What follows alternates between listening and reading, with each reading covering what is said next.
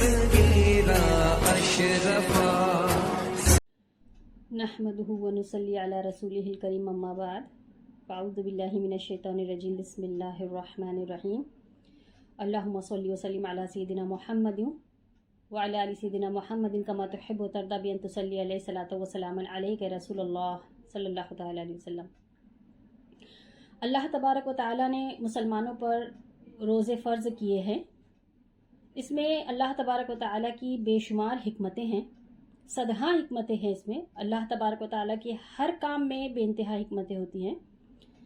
तो इसी तरह रोज़े की भी कई हिकमतें हैं, क्योंकि ये हमसे पहले दीगर कौमों पर भी इस इबादत को फ़र्ज़ किया गया था। तो इसमें कई हिकमतें हैं, उसमें से चंद हिकमत हम आज इंशाअल्लाह ताला बयान करेंगे जो हमारे अकाबिरीन ने हमें बताई हैं।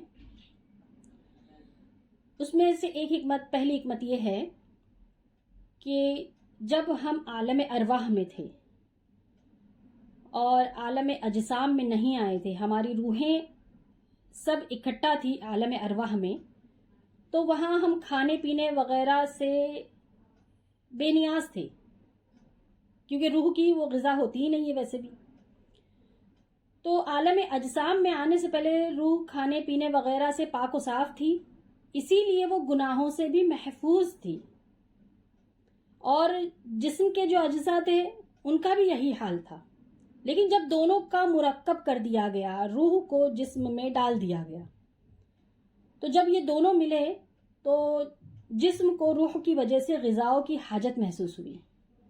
जिस्म जो है वो हाजतमंद हुआ ग़िज़ा का, और इसी वजह से फिर गुनाहों में मुब्तला होना शुरू हुआ। तो इस तरह से फिर गुनाह बढ़ते चले गए। अब रोज़ों की हिकमत यह है कि जिस्म को मरगूब ग़िज़ाओं से बाज रखा जाए, दूर रखा जाए, ताकि वो अपनी पहली हालत को याद करे कि किस तरह से हम आलम अरवाह में थे। वो उस हालत को याद करे और कैसे पाक साफ थे, कितने पाकीज़ा थे, तो उस हालत को याद करे और अब भी गुनाहों से बचने की कोशिश करे।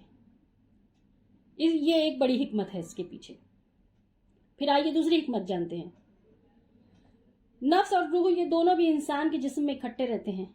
एक इंसान के जिस्म में उसका नफ्स भी होता है, उसकी रूह भी होती है, लेकिन ये दोनों आपस में एक दूसरे के बड़े दुश्मन हैं। जिसका नफ्स बड़ा मोटा ताज़ा और कवी होता है, उसकी रूह उतनी ही कमज़ोर और ज़ईफ़ होती है, और जिसकी रूहानी ताकत ज़्यादा होती है उसका नफ्स बिल्कुल कमज़ोर पड़ जाता है। तो रोज़ों की हिकमत ही ये है कि ग़िज़ाओं से, लज्जतों से, ख्वाहिशात से नफ्स को दूर रखा जाए और इबादतों की कसरत की जाए, क्योंकि खाना, लज्जत, शहवात ये नफ्स की ग़िज़ा है और उसको नहीं मिलेगी तो वो कमज़ोर होगा। और अल्लाह का जिक्र और उसकी इबादत की कसरत की जाए तो रूहानी ताकत अल्टीमेटली बढ़ जाएगी, अपने आप बढ़ जाएगी, क्योंकि ये चीज़ें रूह की ग़िज़ा है। तो रमज़ान में रूहानी ग़िज़ा को बढ़ा के जिस्मानी ग़िज़ा को कम कर दिया गया है, घटा दिया गया है। इसकी मिक़दार को कम करके उसकी मिक़दार को बढ़ा दिया गया है। इसकी वजह ये है कि इस एक महीने में पूरी कोशिश की जाए कि रूहानी ताकत बढ़ जाए और नफ्सानी ताकत कमज़ोर हो जाए। ये एक बड़ी ज़बरदस्त हिकमत कि नफ्स को भूखा रख के उसको कमज़ोर किया जाए और इबादत में इजाफा करके रूहानी ताकत को बढ़ाया जाए। फिर मजीद हिकमत इसके पीछे ये भी है कि रोज़ों से भूखे प्यासों पर मेहरबानी का जज्बा भी इंसान में पैदा हो जाता है, और वो फ़कीरों की हालत को भी समझ पाता है कि उन पर क्या बीत रही होगी। फिर रोज़ा रहने से हिकमत इसके पीछे ये भी है कि रोज़े से भूख बर्दाश्त करने की इंसान में आदत हो जाती है, और यूं नहीं कि बस भूख लगी और खाना मुंह में डाल दिया, भूख लगी ये मुंह में डाल दिया, वो मुंह में डाल दिया। इस चीज़ का आदी ना हो इंसान। तो उसको प्रैक्टिस करवाई गई कि भूख को सहना सिखाया गया, ताकि उसके नफ्स को जो ताकत मिल रही है, नफ्स की ख्वाहिश को पूरा किया जा रहा है बार बार, तो वो नफ्स को कमज़ोर करने के लिए उसको भूख की बर्दाश्त करना सिखाया गया है। फिर मजीद एक हिकमत और जानते हैं। नफ्स की خواہش ہے کہ دن بھر وہ خوب اچھا کھاتا پیتا رہے، مرغوب غذائیں، لذیذ غذائیں، اور رات کو وہ مکمل آرام کرے نرم بستروں پر، لگزریس روم میں، آرام دہ روم میں. یہ نفس کی خواہش ہوتی ہے کہ دن میں اچھا کھانے کو ملے اور رات میں اچھا آرام کرنے کو ملے. تو رمضان میں بالکل اس کے برعکس کروایا گیا، دن میں بھوکا رہے اور رات میں جاگا رہے، کہ دن میں روزہ رکھ کے بھوکا رکھا گیا اور رات میں اس پر تراویح اور تہجد کی نماز، ان ساری چیزوں کی وجہ سے وہ نیند مکمل نہیں کر پاتا اور گہری نیند نہیں سو پاتا ہے نفس، اور جاگ جاتا ہے سحری کے وقت میں، اور رات میں جب بڑی تیز نیند آ رہی ہوتی ہے اس وقت اسے تراویح پڑھنی ہوتی ہے، جب وہ پورے دن کی تھکن سے چور ہوتا ہے تب اسے تراویح پڑھنی ہوتی ہے.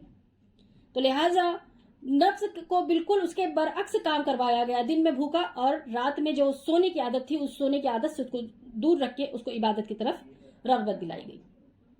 تو روزے کا مکمل مقصد ہی یہ ہے کہ انسان کی روحانی طاقت بڑھے اور نفسانی طاقت کمزور ہو.